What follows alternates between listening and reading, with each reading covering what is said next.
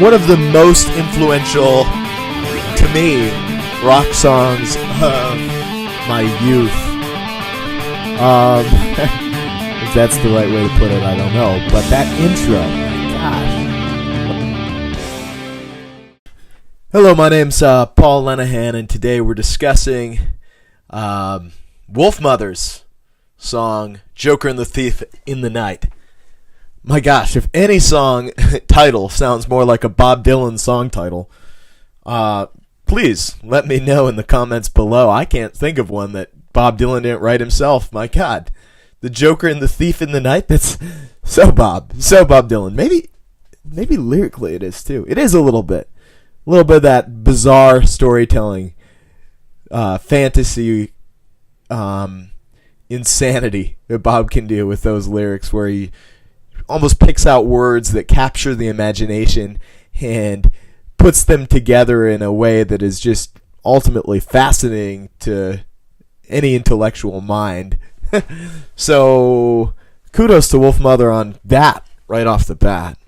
I think it's that every member is doing something different. That's not many rock bands ever can pull that off.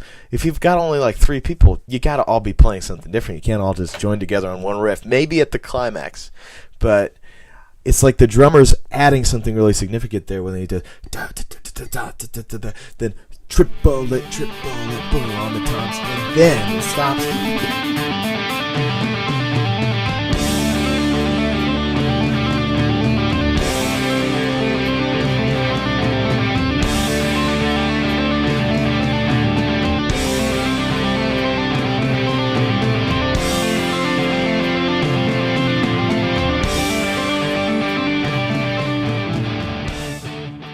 No, it's just he's not playing what Andrew's playing on the guitar. Andrew's playing the riff on the guitar with a flanger on it, which sounds fantastic. It's a fast riff. It's a nice lick. He does it with really good timing. One of the first ones that I ever tried to learn on the guitar. And then you've got the bass player hops onto the organ. I mean, it's really a well done 3-piece. I mean, this song has a lot of depth. You got the organ going from minor and major chords that add a lot more depth than just a power chord on a guitar. It's really a fantastic intro. Fantastic.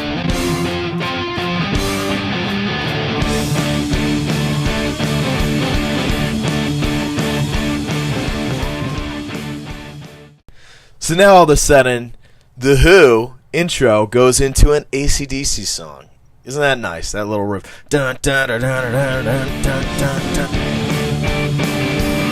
I said the Joker is a wanted man, makes his way all across the night.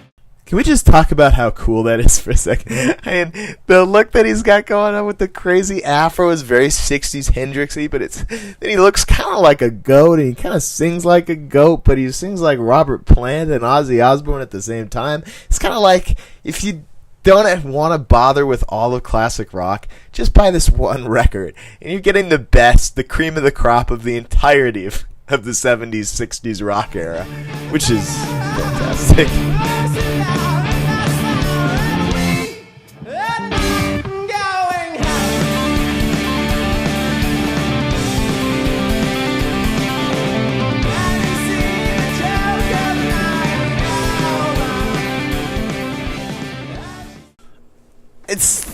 The chorus is fantastic too, and it's so much about the drummer. It's so much about the drummer choosing to go to the hi-hat and play that kind of offbeat, that he's almost doing that with his bass and his snare while he's doing a on the ride cymbal, and it's a really cool beat. And I'm just amazed by that drummer's creativity. I don't know if Andrew guided him or what, because the drum beats on this album are fantastic. I don't know where he found this guy. If he just found this guy in some sort of a wizard club or something. I don't know where these guys came from.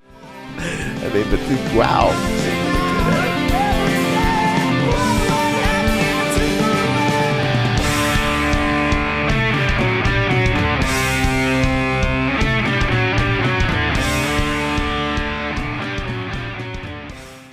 Dun, dun, dun, dun, dun, dun, dun, dun. And that melody that he brings in is actually kind of a reflection of what the tom is doing earlier in the song. The drummer, once again, is carrying it. The triple ba from earlier.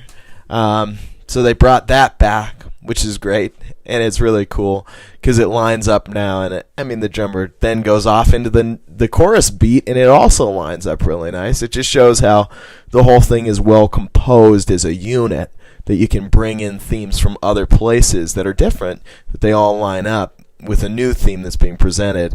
I just think it's really nicely done for a three-piece rock unit out of Sydney, Australia.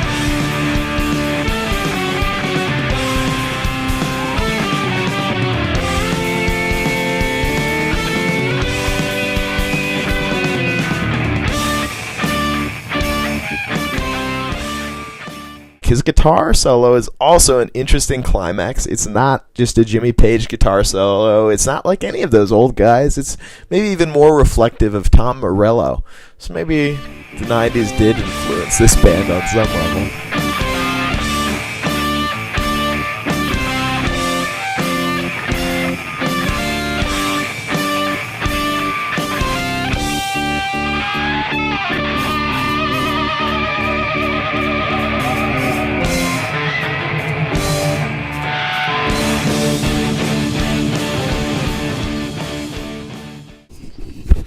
Well, that concludes my review of this song. It's a great song that greatly influenced, I think, a lot of musicians and a lot of early rock fans that could have been devastated by the widespread popularity of the other bands that I was listening to at that time, which were mostly Red Hot Chili Peppers' new records and new Green Day records, and the 90s bands that were now becoming more poppy.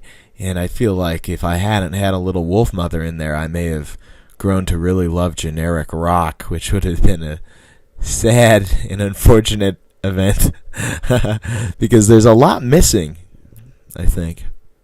And I don't think that it's grown in the sense that it's simplified and narrowed down in a necessarily wholly positive way. I see what those bands are doing, and it's, yeah, you're cutting just straight to the straight of it, but it's like you're missing out on some of the grandeur of rock and roll, which I feel like that's one of the best things about rock and roll, whether it's David Bowie or the Beatles or even the Sex Pistols. I mean, it's the grandeur of it, the complete theatrics of it. You don't have that in modern pop or hip-hop. I mean, you do, but rock is going to be more grandeur. So it's like what you've got in rock and what you value about rock, I think is different in that way. Anyway, so I think Wolfmother really captured that before it was gone. Hopefully it's not gone. But you know what I'm saying. I mean, the White Stripes did too. And I'm sure somebody else will. Maybe Ty Segall. I don't know. Anyways, thanks for watching.